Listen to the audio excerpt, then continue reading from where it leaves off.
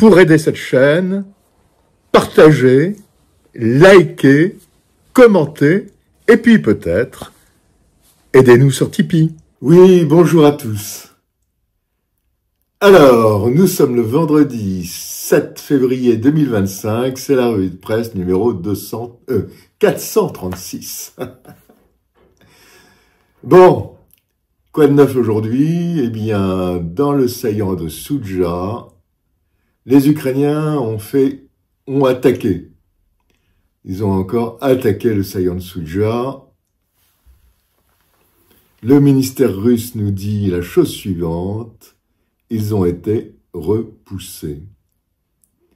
Et en fait, quand on voit ce que peut dire le ministère russe de la Défense, eh bien, tous les faits qu'ils ont avancés étaient, pour la plupart, vrais.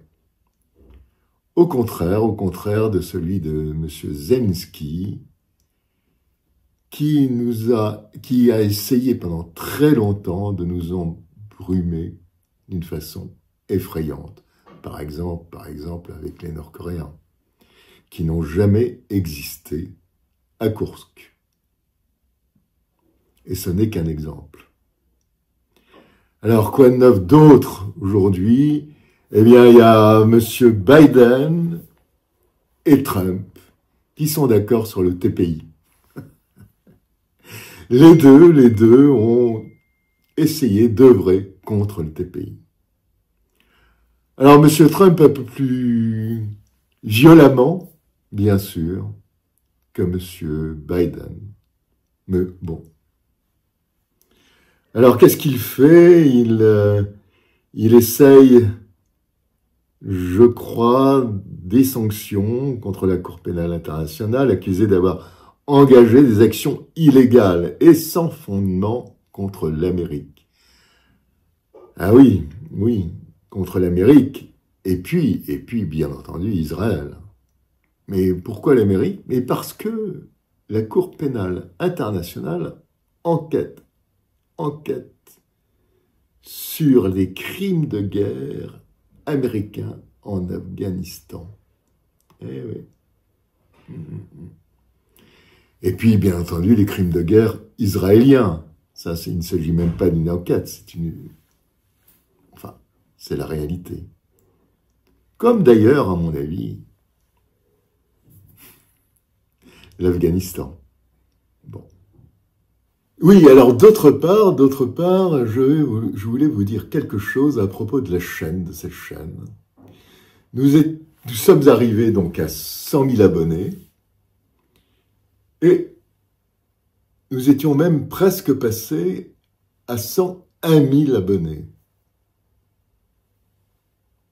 Et puis en quelques jours, nous avons eu un recul incroyable des abonnements. Je vous en prie, allez-y, commentez, likez, partagez. C'est très très important. Parce que je ne sais pas ce qui se passe, mais vraiment là, pas du tout. À très bientôt, ou plutôt à demain, samedi. Au revoir. L'armée de l'air ukrainienne a reçu des renforts en termes d'appareils, justement, donc des Mirage 2000 français ainsi que des F-16 en provenance des Pays-Bas.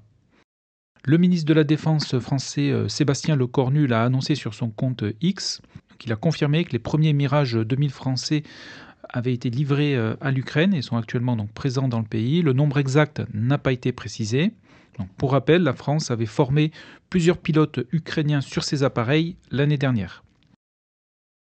L'armée de l'air ukrainienne a également reçu des F-16, cette fois-ci en provenance des Pays-Bas, mais là également le nombre de ces appareils n'a pas été communiqué.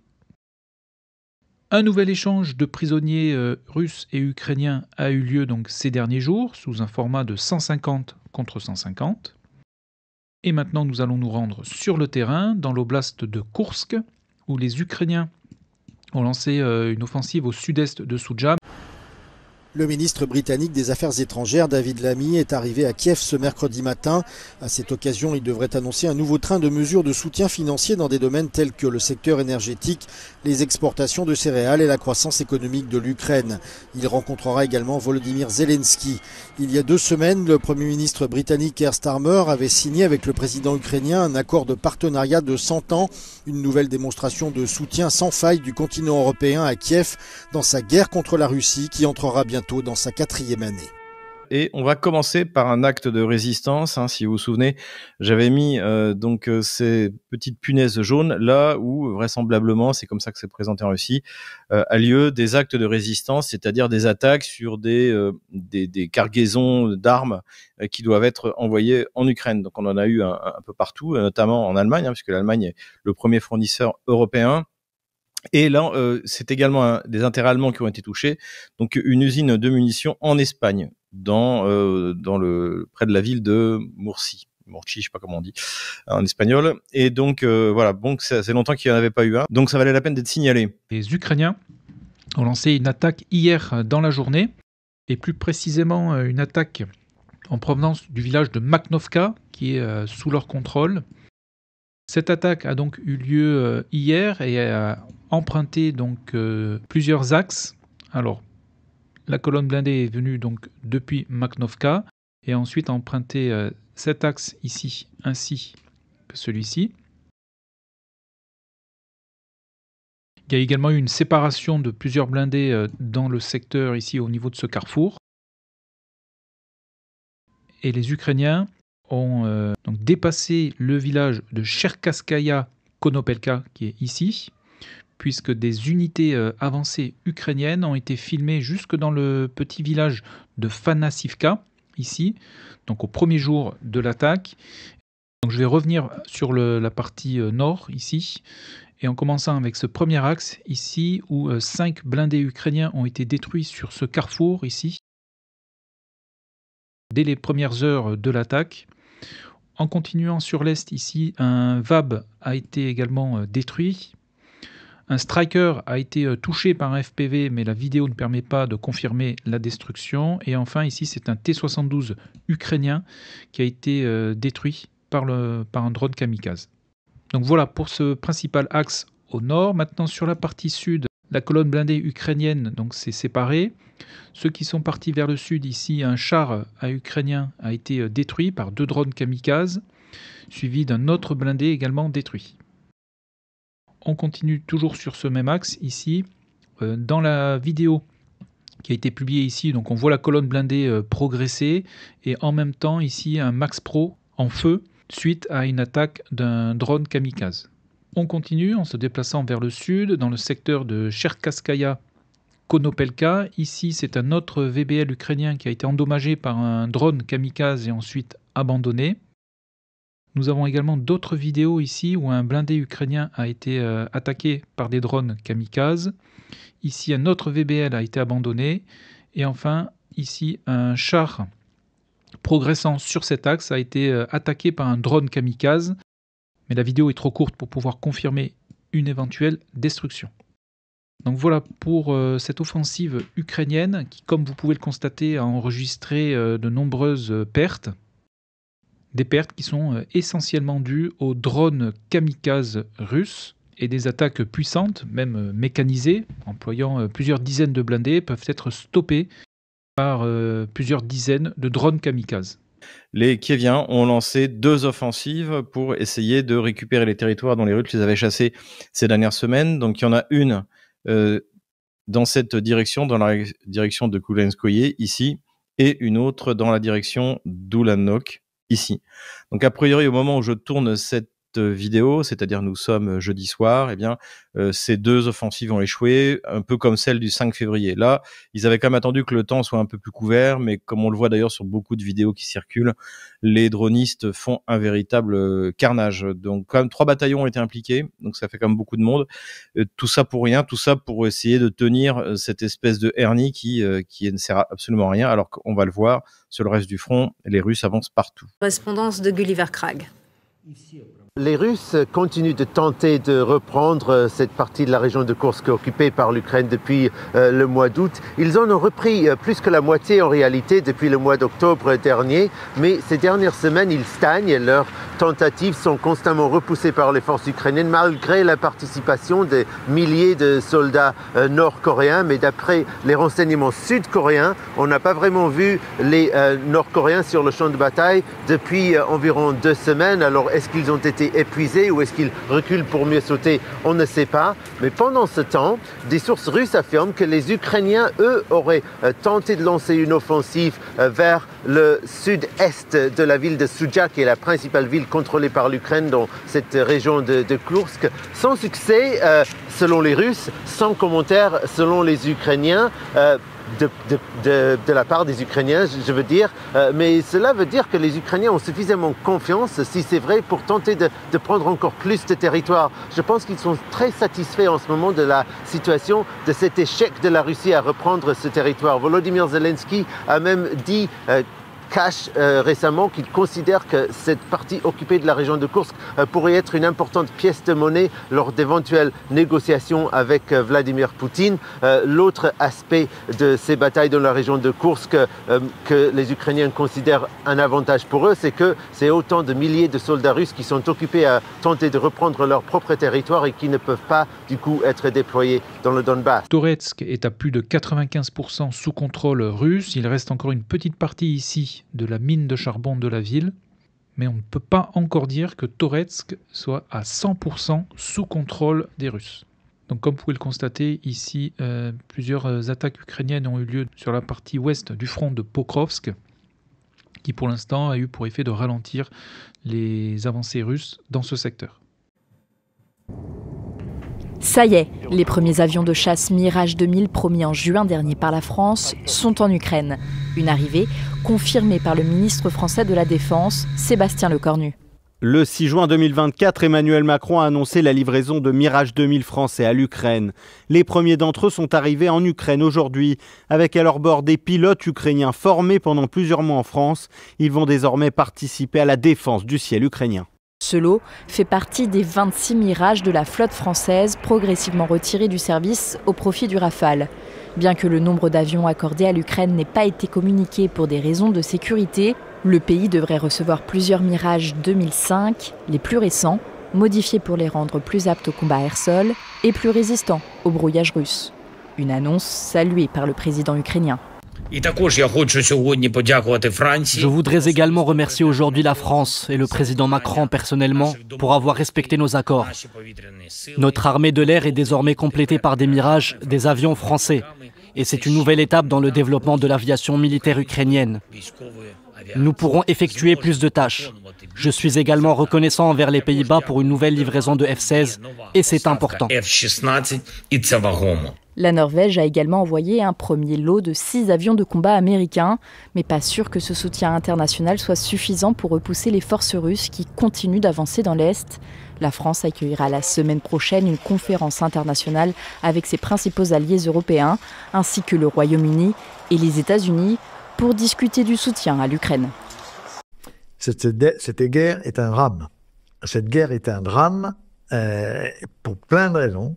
Parce que, oui, c'était notre guerre, et on a perdu la guerre. On ne peut pas, on a les chiffres à peu près officiels disent que l'Occident, tout compris, a dépensé 400 milliards d'aides en armement militaire, en aide économique, etc. Et aujourd'hui, on est le 20 janvier et nous sommes en train de perdre cette guerre. C'est-à-dire que la Russie avance tous les jours de 30 km². C'est pas beaucoup, 30 km². Mais elle avance toujours. C'est-à-dire que nous sommes en train de reculer. Et donc, cette guerre est un drame parce que plus que encore que ce que vous avez dit, ou plutôt c'est l'exemple frappant, c'est une guerre que depuis le début, nous avons conduit sans stratégie. Nous avons été même de mauvais tacticiens depuis le début de cette guerre-là. Il n'y a jamais eu de stratégie occidentale, Amérique, Europe, sur cette affaire-là. Et donc, au lieu de faire de la stratégie, nous avons cru que l'espoir était une stratégie. L'espoir, la morale, n'est jamais une stratégie. On a vu combien de gens sur les plateaux hurlaient « nous allons gagner la guerre parce qu'il est moral que nous la gagnons ». Ben non, La guerre, c'est pas la même chose. Et on peut même avoir des politiques qui sont morales dans leurs principes et qui sont immorales dans le résultat. C'est typiquement l'affaire de la guerre en Ukraine. Qu'est-ce qui nous a manqué? Il nous a manqué juste ce que vous dénonciez tout à l'heure, une vision commune. Nous n'avons jamais su ce que nous voulions de cette guerre. Oui, une autre chose qu'il a également dite concerne ces 100 milliards de dollars manquants, n'est-ce pas? Il est censé y avoir 170 milliards de dollars que les États-Unis ont soutenus qui devraient aller en Ukraine. Mais il a dit que nous n'avons reçu que 70 milliards. Et ces 70 milliards sont en armes, des armes américaines. Alors, où sont ces 100 milliards? Les médias chinois commentent cela. Certains de mes spectateurs me demandent aussi, cela signifie-t-il qu'ils les utilisent? Pourquoi en parle-t-il? Je veux dire, il n'y a pas de secret. Il y a beaucoup de corruption. Mais pourquoi le rend-il si public? Est-ce parce qu'il veut mettre la pression sur Trump ou met-il la pression sur Biden, vous savez, les gens du groupe Biden, en leur disant essentiellement « Je sais que vous faites quelque chose d'illégal. Vous feriez mieux de faire quelque chose pour continuer à nous aider, sinon je peux révéler certains de vos sales secrets. » Est-ce qu'il essaie de faire?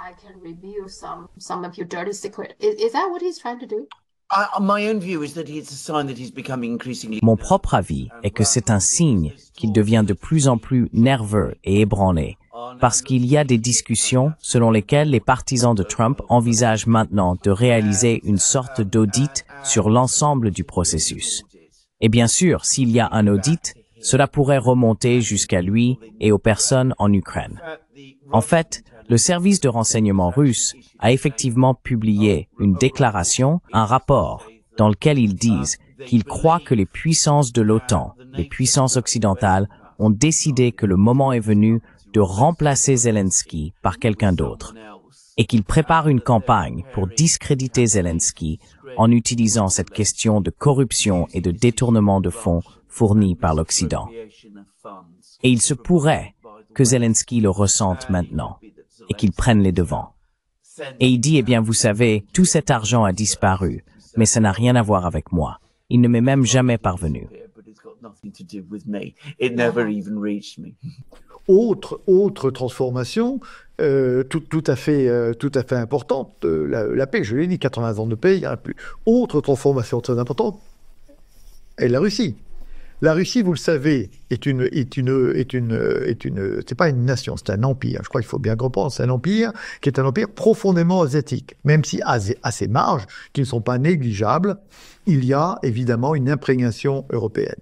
Mais rappelez-vous que la Russie ne rentre dans l'Europe qu'au XVIIIe siècle. Hein, c'est la victoire de Poltava, de Pierre Ier sur les troupes du roi de Suède, avec cette première volonté de se rapprocher. Pierre Ier visite l'Europe et s'est dit l'Europe c'est bien, mais en fait il faut européaniser la Russie. La deuxième à le penser complètement, c'est Catherine II. Hein, qui va dialoguer avec les philosophes des Lumières, Diderot en particulier, et qui va chercher à européaniser. Et le grand siècle européen de la Russie, c'est le 19e siècle, hein, où la Russie se veut européenne, et d'ailleurs tous les grands Russes que nous connaissons sont des Russes qui sont du 19e siècle, et c'est des Russes qui se veulent très imprégnés de culture européenne. Contrairement à ce qu'on peut penser, le XXe siècle est aussi un siècle dans lequel la Russie, si on accepte la fenêtre 1745, je dirais, ou 53, la mort de Staline, se veut européenne. Et Khrouchtchev, quand il succède à Staline, veut accrocher l'Europe la Russie à l'Europe. On se rappelle plus récemment de Gorbatchev, qui parle de la maison commune européenne. Il y a cette volonté-là. Eh bien, changement également de fermeture de parenthèse, puisque aujourd'hui, la Russie est devenue notre adversaire, est devenue notre ennemi, on ne peut pas dire le contraire, pour des décennies et peut-être des siècles. Nous sommes fautifs, parce que nous avons raté la fin de la guerre froide. À un moment où on pouvait très vraisemblablement arriver à arrimer la Russie à l'Europe. Vous savez qu'un certain nombre de tentatives ont été faites et et principalement d'ailleurs sur les coups de boutoir américains, cette affaire-là n'a pas fonctionné. Et au lieu, on avait un certain nombre de dirigeants européens qui étaient très lucides dans cette affaire-là. Je pense à de grands dirigeants comme le chancelier Kohl, que je pense au président Mitterrand, je pense au Britannique Premier ministre Major, qui ont bien compris que quelque part il fallait dénoncer.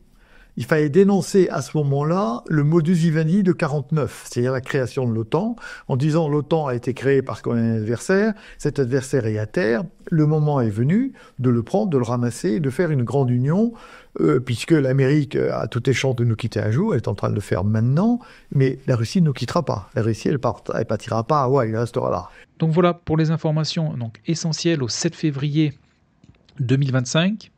Donc en résumé, les Ukrainiens ont lancé une nouvelle attaque dans l'oblast de Koursk, et plus précisément au sud-est de Soudja. Malgré les pertes enregistrées, certaines unités ukrainiennes ont atteint le village de Fanasivka. Les Russes ont perdu le contrôle du village de Cherkassier-Konopelka, donc dû à cette attaque, mais à noter que les drones kamikazes russes ont été très actifs, et c'est grâce à eux que l'attaque ukrainienne n'a pas pu se développer plus en profondeur, donc au premier jour de l'attaque. Et côté des Russes, leur principale avancée le long de la ligne de front de ces 2 derniers jours a été constatée au nord du front de Louhansk, et plus précisément dans le secteur de Dvoricha, donc au nord et au sud de cette localité, qui reste dans la zone grise. À quoi devons-nous nous attendre de la part des États-Unis en matière de géopolitique, notamment vis-à-vis de l'OTAN ces prochains mois ? Alors, moi, je ne pense pas qu'il faille s'attendre au pire, mais il faut s'attendre à de grands bouleversements. Grands bouleversements auxquels, hélas, nous ne nous sommes pas encore assez préparés. Alors, vous parlez de l'OTAN, donc vous parlez de l'Europe. Je crois que l'Europe va devoir sérieusement se réveiller, puisqu'elle vit depuis 80 ans dans une espèce de sommeil, se croyant protégée à vie par les États-Unis, et estimant de droit divin qu'il était normal aux soldats américains de venir la défendre quand elle était attaquée. Or, ceci est terminé depuis bien longtemps. Moi, je le dis, je l'écris dans différents médias depuis très longtemps, mais je crois que le point de cassure est véritablement arrivé aujourd'hui. C'est-à-dire que les rapports entre les États-Unis et l'Europe étaient en cours d'évolution depuis extrêmement longtemps. Et là, ce que je pensais, ce que je disais, finalement, on n'était pas cru. Là, on voit bien que nous sommes au pied du mur. Fermeture de parenthèse, c'est l'Alliance Atlantique. Aucune alliance n'avait duré 80 ans. Donc on dit, mais là, ça va perdurer. Eh bien non. Cette Alliance Atlantique, on en a déjà parlé, va se transformer profondément et peut-être mourir. Les Polonais et les pays du front, les Pays-Bas, finalement, cette guerre, ça les arrangeait quand même, parce que chaque jour que Dieu faisait, leur ennemi existentiel, mortel, était en train de se casser son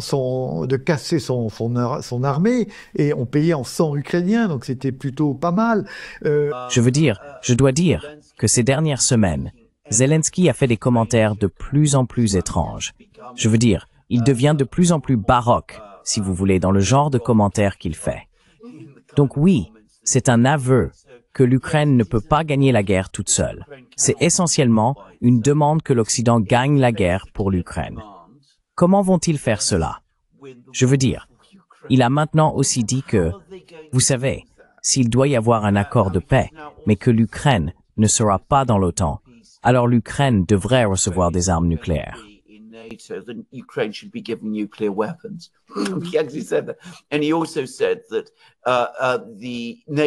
Et il a également dit que les armées de l'OTAN devraient être déployées sur le territoire ukrainien pour protéger l'Ukraine. Et si l'Ukraine ne va pas être dans l'OTAN, alors les Russes doivent rendre tout le territoire que l'Ukraine a perdu parce qu'ils ont obtenu ce qu'ils voulaient. Il devient de plus en plus étrange dans ses commentaires. On obtient des éclairs de vérité de sa part. Comme je l'ai dit, effectivement, qu'on ne peut pas récupérer ce territoire. Mais cela vient avec beaucoup de choses qui sont très très bizarres. Le porte-parole présidentiel russe, Peskov, a dit que c'est presque fou, certaines des choses qu'il dit maintenant. Et je pense que c'est probablement vrai, en fait. On ne s'est jamais posé l'autre question fondamentale, qui est quel système de sécurité allons-nous organiser en Europe à la fin de cette guerre? Et on ne le sait toujours pas. Est-ce qu'on va vivre contre la Russie, à côté de la Russie, dans une espèce de guerre froide, ou plutôt on va organiser une coopération? On n'a pas. Qu'est-ce qu'on veut comme système de sécurité? Et puis, on va dans un monde nouveau. Et la troisième question que je posais tout à l'heure, au fond, ce nouveau système-là, dans quel monde global va-t-il s'intégrer? Ce système de coexistence pacifique de grands blocs différents. Donc, on ne s'est jamais posé ces questions-là. Donc, on n'a pas pu faire de la stratégie. Donc, aujourd'hui, on est en train de perdre. Et donc, ce qui est fondamental aujourd'hui, c'est qu'on s'y mette enfin, quoi. Et on voit bien qu'on va encore rater le train, là. On est encore en train de rater le train. On ne sait pas ce qui va se passer, mais enfin, Trump a dit déjà à Poutine, on va s'arranger entre nous, et voilà. Et nous, c'est nous qui allons régler les problèmes après. Nous ne serons même pas à la table. Et vous savez que quand vous n'êtes pas à la table, vous êtes au menu. Eh bien, on va être au menu, nous. Et les Ukrainiens vont être au menu. Alors, Marco Rubio est donc l'actuel secrétaire d'État, donc américain. Un secrétaire d'État, c'est l'équivalent d'un ministre des Affaires étrangères. Ouais. Il a jeté un véritable pavé dans la mare, d'autant plus qu'il est plutôt du camp, c'est pas un pro-Trump à la base. Il était même plutôt anti-Trump avant. Il est plutôt un néoconservateur, c'est-à-dire qu'il pense que l'Amérique doit avoir un empire pour être prospère et peut justement bien s'immiscer dans les affaires de nations souveraines pour servir les besoins du capital américain, pour faire assez court. Et c'est ce même Marco Rubio, il y a quelques jours, qui vient de dire qu'il fallait mettre fin à cette vision unipolaire du monde. Alors, qu'est-ce que c'est que la vision unipolaire du monde? C'est ce qu'on appelle le mondialisme, ou alors l'empire américain. C'est exactement la même chose, c'est-à-dire que les atlantistes, qui sont également des mondialistes, pensent que le monde ira très très bien quand les États-Unis domineront tout, ça sera la stabilité, ce sont les valeurs de la démocratie, ce sont les valeurs de la libérale, c'est ce que Francis Fukuyama disait dans les années 90 quand l'URSS s'est écroulée, c'est la fin de l'histoire et du dernier homme, nous sommes arrivés à la victoire du camp du bien. Sauf qu'aujourd'hui, Rubio dit que tout compte fait, non, on va tourner cette page parce qu'aujourd'hui, on voit qu'on rentre dans un monde multipolaire. Il cite dans le monde multipolaire la Chine et il dit dans une moindre mesure la Russie, il la nomme quand même, ce sont quand même deux acteurs principaux des BRICS, et il dit, nous avons cru, il dit que c'est une anomalie de l'histoire, que les États-Unis, dans cette période des années 90, quand ils étaient tout seuls, ils pouvaient faire ce qu'ils voulaient, des guerres en Yougoslavie, en Irak, en Afghanistan, il n'y avait personne à l'ONU qui osait leur dire quoi que ce soit, ils faisaient un peu ce qu'ils voulaient, mais il disait que c'est une anomalie d'histoire. Et en gros, ce qu'il dit, c'est qu'on repasse à une nouvelle ère des États-nations. C'est ce qu'il dit. L'Amérique doit défendre les intérêts des Américains. Il le dit très clairement dans cette même interview. Il a même répété ses pensées dans différentes interviews, donc c'est vraiment sa pensée. C'est que les États-Unis, aujourd'hui, je pense qu'ils vont toujours avoir cette vision impériale. C'est une grande nation et les grandes nations font tout ça, mais ils se rendent compte, Trump se rend compte que les États-Unis n'ont plus les moyens, ne peuvent plus tenir cette vision mondialiste, cette vision hégémoniste, et d'un point de vue économique et d'un point de vue social. On a vu aussi que derrière les ONG américaines, c'était le wokisme, c'est le cancel culture, il y a le scandale de USAID où les Américains ou certaines personnes, mais je le disais déjà dans mon livre, l'American Empire, depuis longtemps, que cet argent servait à influencer des universitaires, des hommes politiques pour faire une réingénierie sociale. Toutes ces idées qu'on a, qui arrivent ou par des ONG américaines, ou par des think tanks, ou par des médias, des films, où on essaie de déstructurer la société, la nation, la famille, pour faire une société d'individus qui seraient tout seuls face à soit l'État, soit aux multinationales. Donc, il y a une espèce de page qui est tournée sur cette vision américaine, en tout cas, de géopolitique, que l'Amérique doit faire la pluie et le beau temps. Mais j'ai parfaitement conscience, si vous voulez, que l'Europe qui est à construire est une Europe des nations, celle que voulait De Gaulle, et que l'Europe ne pourra pas exister, quoi qu'il arrive, si elle ne respecte pas les nations, et les peuples ne voudront pas appartenir à un grand ensemble qui écrasera leur personnalité, leurs caractéristiques, leur culture, leur histoire. Le Danemark permet maintenant à la Russie de réparer Nord Stream. Je ne savais même pas qu'il n'était pas autorisé à le réparer. Je pensais que la Russie ne pensait pas que c'était une bonne idée de les faire réparer parce qu'ils pourraient être sabotés à nouveau. Je pensais que c'était la raison pour laquelle la Russie ne l'avait pas fait. Mais apparemment, ce n'est pas le cas. Le Danemark n'avait pas permis à la Russie de les réparer. Absolument. Je trouve cela vraiment étrange. Mais de toute façon, il semble que le Danemark ait maintenant permis à la Russie de faire la maintenance et peut-être aussi les réparations. Cela signifie-t-il que le Danemark est en colère contre Trump à propos du Groenland? Donc maintenant, ils s'entendent mieux avec la Russie.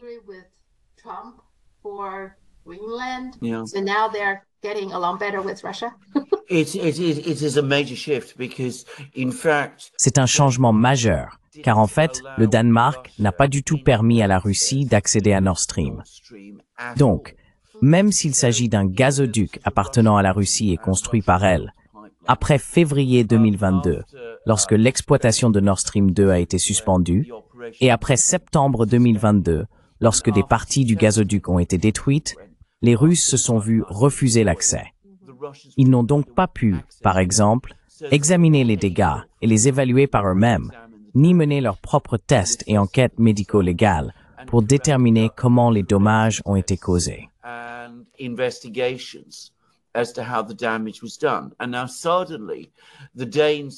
maintenant, soudainement, les Danois changent de position et ils disent que les Russes peuvent prendre des mesures pour protéger ce qui reste du pipeline et même effectuer des réparations. Cela permettra non seulement aux Russes d'accéder au pipeline, mais aussi aux zones du pipeline qui ont été endommagées, leur permettant de commencer leurs propres enquêtes, ce qu'ils ont été empêchés de faire. Donc, c'est important. Maintenant, pourquoi les Danois ont-ils fait cela? Probablement, à un certain niveau, ils sont alarmés et en colère contre Donald Trump et ses revendications sur le Groenland. Je pense que c'est vrai.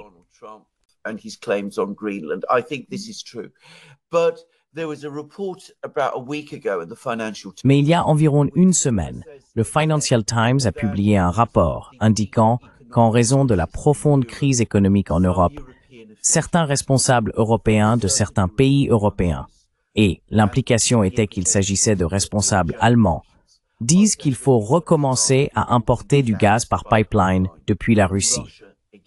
Il y avait une certaine opposition, peut-être beaucoup d'opposition, mais je soupçonne que les deux sont liés dans le sens où, avec les élections en cours en Allemagne, qui devraient entraîner un changement significatif de gouvernement, et avec le sentiment que la guerre touche à sa fin, il pourrait y avoir un sentiment en Allemagne parmi certaines personnes, des personnes qui ont une certaine influence au Danemark également.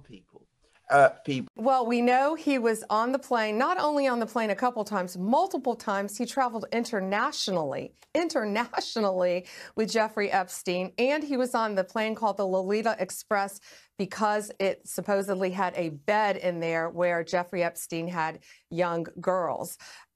He has been a friend of his, a continuing friend of his for years and years. Contrast that with Donald Trump, who hasn't spoken to him in many years, over a decade, after he kicked him out of Mar-a-Lago for bad behavior. So that's the difference there. And I think Americans see the two-tier justice system. But, you know, we don't know. They're saying Clinton has not been to his private island, but he has traveled all over the world with Jeffrey Epstein. I want to know why A.G. Garland and the Justice Department are so quiet on this tonight. You know, they're out there labeling parents domestic terrorists, yet they're saying nothing about this. And these documents were so slow to come out. Human trafficking is a multi-billion-dollar business in this country, and Jeffrey Epstein is dead, and Ghislaine Maxwell is in prison for 20 years where she belongs. And if people in that report are still fighting to keep their names private, Sean, they have no legal basis to do so unless they're a child, a victim, or a cooperating defendant by some chance against some potential case against Ghislaine Maxwell. And I think Mark Garagos, as a great criminal defense attorney, will back that up as well.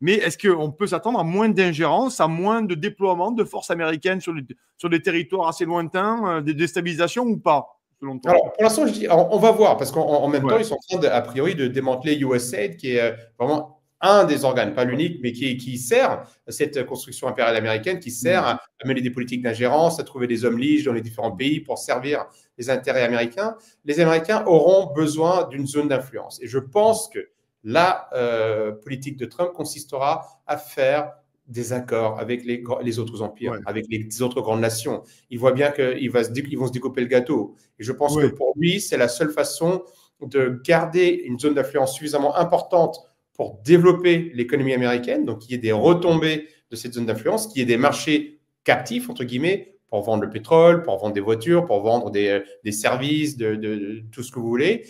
Ils veulent garder ces zones d'influence et pour autant, il va se mettre d'accord avec les autres parce qu'il sait que s'il continue cette politique impériale, il y a aujourd'hui des nations qui sont prêtes à se battre et qui ont des armes qui sont parfois même plus puissantes que celles des Américains.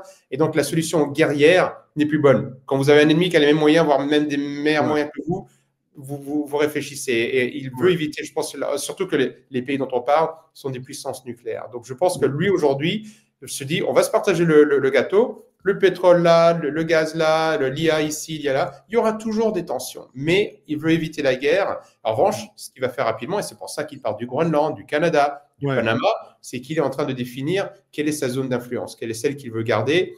Et ça va se négocier. Commençons par la guerre commerciale. Donc ça commence là parce que il semble que Trump fait une pause avec le Mexique et le Canada. Maintenant, pouvez-vous expliquer toute cette affaire? Quel est le but de toute cette opération? Je veux dire, que fait-il ici? Pouvez-vous l'expliquer?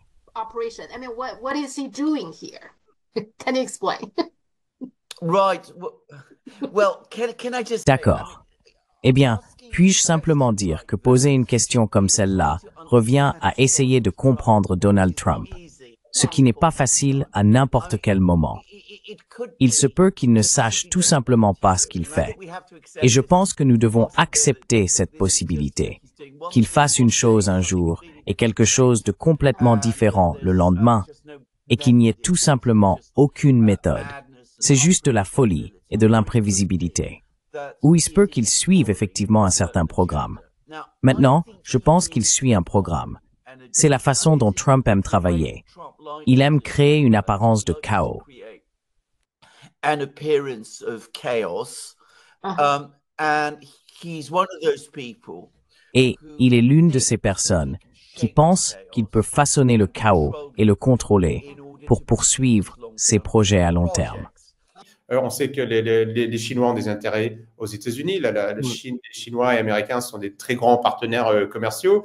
Les Américains ont des relations politiques, économiques dans le monde entier. Donc, ça va être ces discussions. Donc, il n'y aura pas de discussion sur un point donné. Parfois, les gens se disent, bon, on ne comprend pas pourquoi est-ce que Poutine et Trump n'ont pas encore réglé le problème. Enfin, surtout Trump qui avait dit qu'il réglerait le problème de l'Ukraine en 24 heures. C'est parce qu'ils sont en train de regarder le monde à la loupe en se disant qu'est-ce qui va être dans votre zone d'influence, dans notre zone d'influence. Alors, ça ne va pas forcément être un traité et il y aura toujours un petit peu des zones de conflit. On n'est pas tout à fait d'accord et il y aura peut-être encore des guerres. Il y aura certainement même encore des guerres et un peu de politique d'ingérence. Mais globalement, on pourrait s'attendre à avoir des ententes entre grandes nations. En tout cas, c'est comme ça que je pense que Trump va le voir. Est-ce que c'est comme voudrait le voir? Est-ce que c'est comme ça que ça va être reçu, accueilli dans d'autres pays? On ne sait pas pour l'instant parce que les négociations avec les grandes nations du monde n'a pas encore commencé. Vous savez, ils se disent « nous allons rendre tout le monde riche ». Et bien sûr, il est normal que nous nous enrichissions aussi. Et cela, encore une fois, vous savez, si vous connaissez votre histoire américaine, vous saurez que cela a toujours été vrai. Cela a toujours été ainsi. Maintenant, vous savez, il ne faut pas prendre des extrêmes. Je veux dire, si nous parlons d'un pays comme la Chine, comme nous le savons, offre de nombreuses opportunités aux gens pour améliorer leur situation. Je veux dire, cela a toujours été vrai à mon avis. Les gens ont une vision très déformée de l'histoire récente de la Chine. Mais de toute façon, c'est très largement l'attitude en Chine. Mais cela va aussi de pair avec une compréhension très claire qu'il y a certaines choses que la société chinoise doit faire collectivement. Cela n'existe pas en Amérique aujourd'hui. Qu'il veut exactement avec le Mexique? Il veut protéger sa frontière ou il veut imposer des taxes sur nos produits? On ne sait pas encore. En tout cas, il est en train de dire à ses voisins proches, et c'est c'est un signe. Hein. C'est comme ça que les Américains traitent leurs plus proches, pas forcément alliés, mais voisins. Ils les traitent aujourd'hui de manière plus difficile que les ennemis, soi-disant officieux ou officiels. Il veut que ces deux pays-là, en tout cas que les États-Unis, aient un rôle particulièrement important dans les Amériques. Et cette façon de parler du Panama, du Groenland ou du Canada comme si c'était des futures acquisitions est en train de donner le ton. Peut-être qu'à la fin, il ne va pas acquérir ces territoires, mais il est très clairement en train de dire que le patron de la région, ça sera moi. Il est en train de le dire à ses voisins et il est en train de le dire indirectement au reste du monde. Donc, et ce sont des territoires qui intéressent les États-Unis parce qu'il y a des voies navigables, parce qu'il y a des sous-sols qui sont extrêmement riches, et qu'à la fin, même si le Canada ne devient pas le 51e État des États-Unis, mais qu'il y a plein d'entreprises américaines qui sont en train d'exploiter du gaz de schiste, du pétrole de schiste, des terres rares, eh bien, quelque part, ça sera un bénéfice direct pour les entreprises américaines et donc normalement pour le peuple américain, puisque par ruissellement, Trump promet que les entreprises vont partager les bénéfices avec le reste du peuple. À propos de cette conversation qui est censée avoir lieu mardi prochain entre Xi Jinping et Trump, c'est un peu confus pour moi. Il y a un jour et demi, il parlait de Xi Jinping et Trump, qui devaient soi-disant parler dans les 24 heures. Mais ensuite, tard hier, j'ai vu des articles disant qu'il n'y avait pas d'urgence pour qu'ils parlent. Mais maintenant, il semble qu'ils vont parler mardi prochain. Que se passe-t-il ici? Et Trump semble désireux de parler à Xi Jinping. Ai-je raison?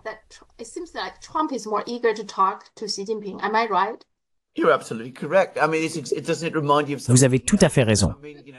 Je veux dire, ça ne vous rappelle-t-il pas autre chose? Je veux dire, vous savez, Trump arrive, devient président, il est inauguré, il laisse tout le monde penser qu'il va parler à Poutine immédiatement.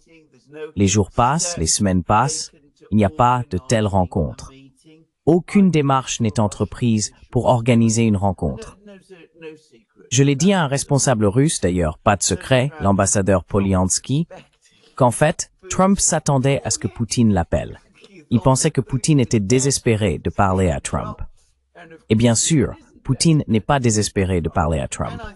Et je pense que la même chose se passe exactement ici. Alors, il impose ses sanctions à la Chine. Il dit « Je m'attends à parler à Xi Jinping aujourd'hui ou demain ». Il s'attend à ce que Xi Jinping soit vraiment horrifié et choqué que l'Amérique impose ses sanctions à la Chine.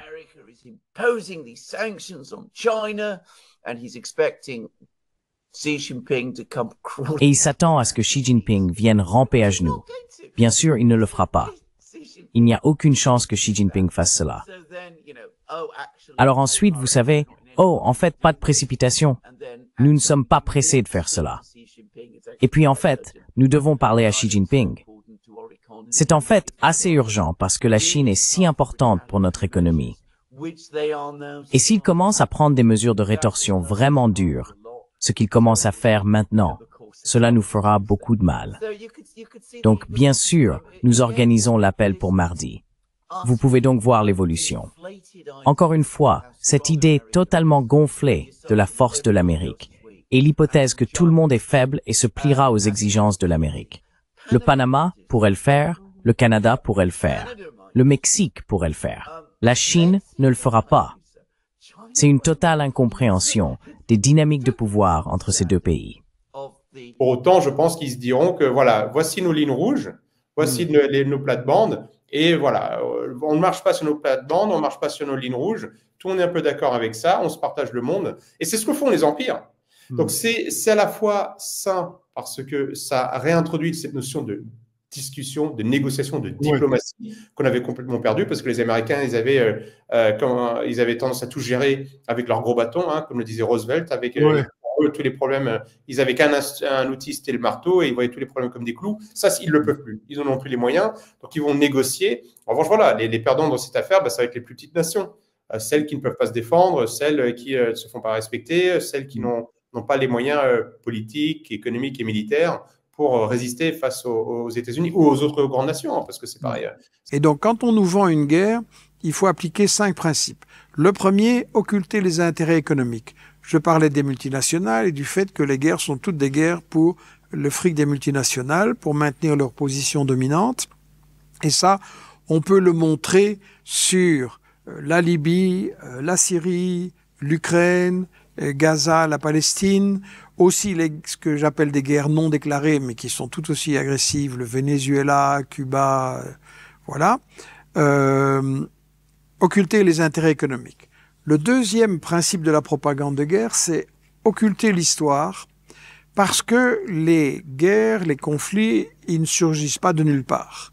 Il y a des situations locales, il y a des conflits existants entre des groupes religieux, entre des minorités et des majorités, entre un dictateur et certaines régions, sur toutes sortes de questions. Le dimanche dernier, le 2 février, où le Premier ministre israélien doit se rendre aux États-Unis, invité par le président américain, et pour se rendre aux États-Unis, il traverse l'espace aérien français. Normalement, légalement, la France aurait dû envoyer 2 Mirage pour intercepter l'avion et le forcer à se poser. Hein, ça c'est légalement.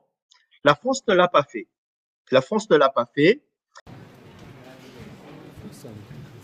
Le ministre israélien de la Défense a déclaré qu'il avait ordonné à l'armée de préparer des plans pour qu'un grand nombre de Palestiniens quittent volontairement la bande de Gaza, conformément à la proposition du président américain Donald Trump pour ce territoire dévasté par la guerre. Israël Katz a déclaré que le plan inclura des options pour quitter par des points de passage terrestres ainsi qu'un accord spécial pour un départ par mer et par air. Il a dit qu'il accueillait le plan audacieux de Trump qui pourrait permettre à une grande partie de la population de Gaza de partir vers différentes parties du monde. Katz n'a pas dit si les Palestiniens pourraient un jour revenir à Gaza, un territoire devenu largement inhabitable après 15 mois de guerre. Plus tôt cette semaine, Trump a proposé que la majorité de la population de Gaza soit permanemment installée ailleurs jusqu'à ce que les États-Unis reconstruisent le territoire.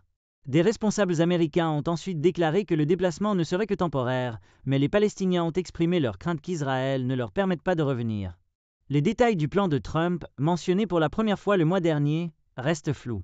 On ne sait toujours pas sous quelle autorité les États-Unis pourraient prendre le contrôle de Gaza ou comment ces 2,3 millions d'habitants seraient relocalisés. La proposition du président américain a suscité des inquiétudes quant au fait que l'accord fragile de cessez-le-feu entre Israël et le Hamas, le groupe palestinien radical qui dirige Gaza depuis 2007, pourrait être compromis. On se réveille au milieu de la nuit, puis on apprend que Trump vient de déclarer que les États-Unis allaient prendre Gaza. Je voulais juste sur ce point particulier, qu'est-ce que vous avez pensé quand vous avez entendu ça? Alors, je ne suis pas si surpris que ça. Même si, évidemment, personne ne pouvait penser... mais je ne suis pas si surpris parce qu'en définitive, il est dans la logique d'abord de ce qu'ont fait ses prédécesseurs et puis de ce qu'il veut faire. Pourquoi ? À l'époque de Biden, le ministre des Affaires étrangères, donc le département d'État américain, a été voir le maréchal Sissi et a été voir le roi de Jordanie pour leur dire « il faut que vous accueilliez... il faut accueillir les Gazaouis. » Ah, donc l'idée est déjà... Donc déjà, Sissi a dit jamais en Égypte, parce que le Hamas a été créé par les frères musulmans. Les frères musulmans ont tué mon prédécesseur, Sadat, donc je ne vais pas les faire entrer en Égypte pour qu'ils me tuent. C'est pas totalement idiot. Et le roi de Jordanie a dit... N'oubliez pas que les Palestiniens, quand ils sont venus chez nous, il y a eu Septembre Noir, il a fallu qu'on leur tire dessus et que ça s'est très mal passé, on ne va pas recommencer. Donc les deux se sont opposés. Et à l'époque, les Américains ont dit, ils ne veulent pas. Bon. Je constate que là, Trump dit, les Égyptiens et les Jordaniens doivent les prendre et qu'il reçoit la semaine prochaine le roi de Jordanie, Trump. Donc je pense qu'à sa manière, il va lui mettre une pression maximale. C'est sûr. Exactement pour ça. D'ailleurs, je note que le patron du département d'État avait même proposé à l'époque, il avait dit, vous ouvrez la porte de Rafah, Anthony Blinken, donc, qui est la porte d'entrée vers Gaza, en Égypte, vous l'ouvrez, vous les laissez s'installer dans le Sinaï et nous financerons toutes les constructions, les villes, tout ce qu'il y a à faire pour les 2 millions de personnes. Donc ils étaient prêts, les Américains, à faire beaucoup. Donc je pense qu'ils sont dans la même logique, si vous voulez. Ils vont continuer dans leur affaire à essayer d'imposer aux Égyptiens et aux Jordaniens, ou à d'autres, parce qu'il a dit aussi ou d'autres. Hein, on ne sait jamais, on pourrait avoir les Syriens, par exemple. Oui. On ne sait jamais, avec lui, on ne peut pas savoir. Mais d'autant qu'Israël contrôle certaines parties de la Syrie. Alors, le problème, c'est notamment ensuite, dans le sud. On pensait bien qu'il allait, de toute manière, une des idées de base, c'était de dire que Gaza allait être détruit complètement, nous on pensait qu'ils allaient être rendus aux Israéliens et que les gens du Gaza seraient envoyés en Cisjordanie. Hein, ça semblait, dans le cas où on voudrait faire un État palestinien en Cisjordanie, on envoyait les 2 millions de personnes de Gaza. Bon, là, visiblement, c'est un autre plan qui se met en place, puisqu'il dit non. Et là, il dit, c'est les États-Unis qui vont s'y mettre. Alors ça, c'est encore autre chose. Et ça vous a surpris? Alors ça, oui. Ça, que ce soit les États-Unis qui s'y mettent directement, ça m'a surpris. Mais d'un autre côté... Quand on voit le visage de Benjamin Netanyahou, on a l'impression qu'il n'est pas tellement au courant de cette... Ah non, mais je pense qu'il est surpris comme les autres. Il est un peu surpris de court, d'ailleurs. Ouais, parce qu'il y a une chose qu'il ne faut pas oublier, quand même, dont personne n'a parlé dans l'affaire de Gaza, c'est que en face, il y a du pétrole et du gaz. Vous savez qu'il y a des gisements en mer Méditerranée. Bon, la manne du pétrole est répartie selon les occupations de la côte. Donc, d'après ce qui se dit, la zone de Gaza représente des royalties de l'ordre de 3,5 milliards de dollars par an. Pas mal. Donc, Netanyahou, il était intéressé par ça. Il disait, si on met la main sur Gaza, on récupère 3,5 milliards de dollars, ce qui est pas mal pour un État, même pour Israël. Bon. Et déjà des bisbilles avec le Liban aussi, sur les mêmes sujets. Oui, avec tout le monde, parce que chacun voulait récupérer un plus gros morceau. Qu'est-ce qui sera en jeu? On va le voir avec vous. Wassim, bonjour, vous êtes le spécialiste des mouvements djihadistes ici à France 24. Beaucoup de dossiers à évoquer entre les deux hommes. Donc beaucoup de dossiers, effectivement, mais ce qu'il y a à noter, c'est que c'est le premier président d'un pays occidental et membre du Conseil de sécurité à appeler le nouveau président de la transition en Syrie. Ce n'est pas rien, c'est un pas assez important, en tout cas diplomatiquement, pour la France. Et d'ailleurs, les deux ont rappelé l'engagement de la France du côté des Syriens contre le régime qui n'est plus aujourd'hui. Un des dossiers les plus importants, c'est le dossier des armes chimiques. Et je peux vous dire que demain, il y a une délégation, donc la France a beaucoup poussé pour ça, de l'Organisation internationale pour la prohibition des armes chimiques, qui va aller à Damas, qui va peut-être même faire un bureau à Damas. C'est une délégation, donc directeur adjoint, etc. Et qui vont rencontrer le ministre des Affaires étrangères syrien là-bas pour aider les nouvelles autorités sur ce dossier-là. Un autre dossier, évidemment, le dossier de la sécurité et du terrorisme, qui a été évoqué entre les deux hommes.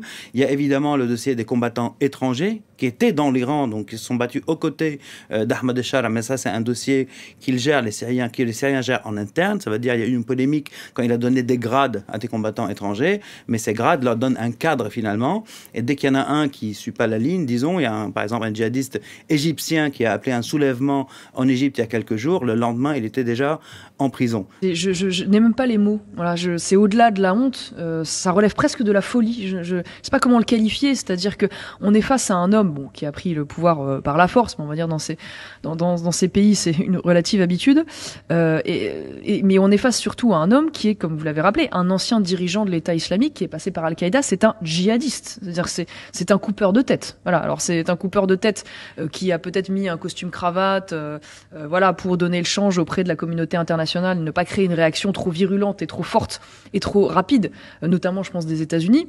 Mais enfin, on a d'autres exemples de pays, je pense notamment à l'Irak, où les islamistes ont tenté dans un premier temps de rassurer la communauté internationale, et on a pu constater de mois en mois et d'année en année que finalement le durcissement de la loi islamique a été à l'œuvre, avec notamment une réduction dramatique du droit des femmes dans ces pays, malgré les grandes promesses qui avaient été faites au moment où ces islamistes sont arrivés au pouvoir. Donc je crois que face à cette situation, la précaution devait être de mise. Voilà, et il n'y a aucune raison de recevoir avec les honneurs à l'Élysée cet homme avant de connaître précisément sa méthode de pouvoir, ses intentions et aussi ses alliances. Parce que j'ai cru comprendre que l'une des premières choses qu'il envisageait de faire était de partir sur un partenariat de sécurité avec la Turquie, voilà, qui sur la scène internationale a quand même un certain nombre de positions pour le moins critiquables, avec un président qui là encore a des positions qu'on peut dire très radicales dans sa défense du nationalisme nationalisme turc et même de la loi islamique. Io penso che ci sia un problema di compatibilità tra la cultura islamica o certa interpretazione della cultura islamica e i diritti e i valori della nostra civiltà. A me non sfugge che la gran parte dei centri culturali islamici in Italia sono finanziati dall'Arabia Saudita e l'Arabia Saudita è una nazione che a casa sua applica la Sharia e Sharia significa lapidazione per l'adulterio, pena di morte per apostasia, pena di morte per omosessualità. Credo che queste questioni vadano poste, che non vuol dire generalizzare sull'Islam, vuol dire porre il problema che c'è in atto un processo di islamizzazione dell'Europa che è molto distante dai valori della nostra civiltà. Cette société de consommation a un slogan ou un emblème. Sinon une injonction. Alors, c'est la société du client roi. Et donc en anglais, ça donne customer first, customer centricity, etc. Et donc, si le client est roi, et si nous sommes tous des clients rois, ben, il faut une armada d'esclaves pour vous servir. Le problème, c'est que beaucoup d'individus sont une partie de la journée des serviteurs, et le soir ou le week-end, ils sont les rois. Dimitri, bonjour à tous. Et alors vous êtes venu avec un avis de décès politique ce matin. Le nouveau Front populaire n'est plus. Ce sont les LFI qui en ont fait part au pays. Eh oui, des profondis. Rien ne va plus depuis le 3 février. Les socialistes, par 59 voix contre 4, n'ont pas voté la censure. Ils n'ont pas obéi aux insoumis qui les harcelaient et les menaçaient au téléphone. Il faut dire que les vacances de Noël avaient été terribles pour les députés socialistes. Mais pourquoi vous avez fait tomber Barnier qu'on leur demandait, les électeurs, et Olivier Faure et Boris Vallaud, qui eux voulaient voter la censure, ont dû lâcher prise devant le groupe qui lui ne voulait pas. Résultat, François Bayrou reste à Matignon et la France a un budget. Et les socialistes respirent. Ah, que c'est bon de s'émanciper. Depuis 7 ans, ils en ont bavé d'être dominés par Mélenchon, cet autocrate qui piétinait allègrement leurs valeurs, la laïcité, le combat contre l'antisémitisme. Il n'est pas question de discuter avec lui, toujours filet droit. Voter la censure pour ne pas perdre de temps, avait-il ordonné. Parce que censure est égalé exit Bayrou, exit Macron et présidentielle anticipée, CQFD. Ce serait la 4e fois pour lui.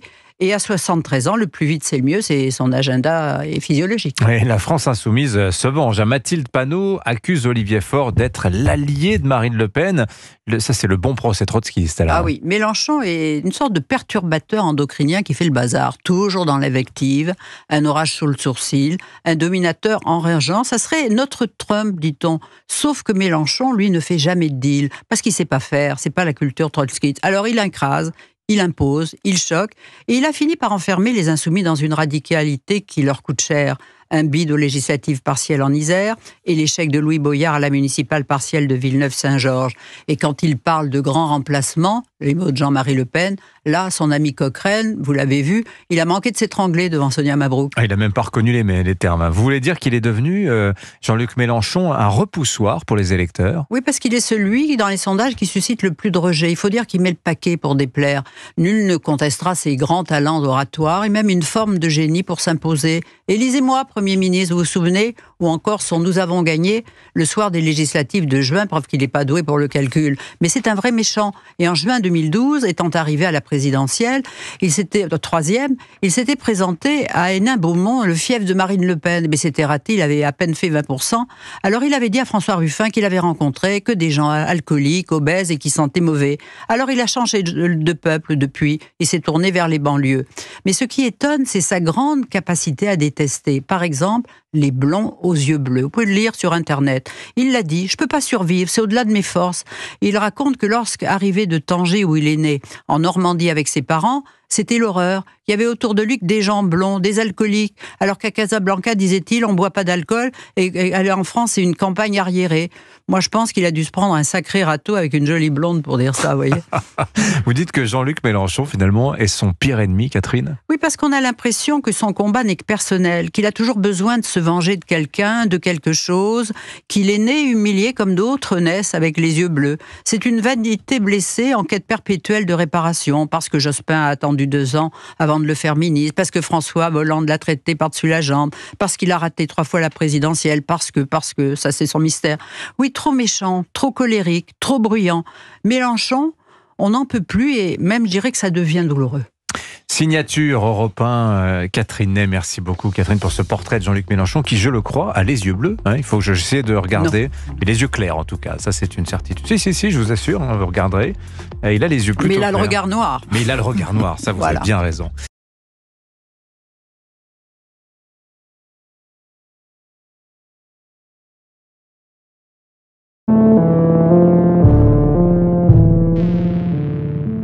Alors, pour aider cette chaîne, partagez, likez, commentez, et puis peut-être, aidez-nous sur Tipeee.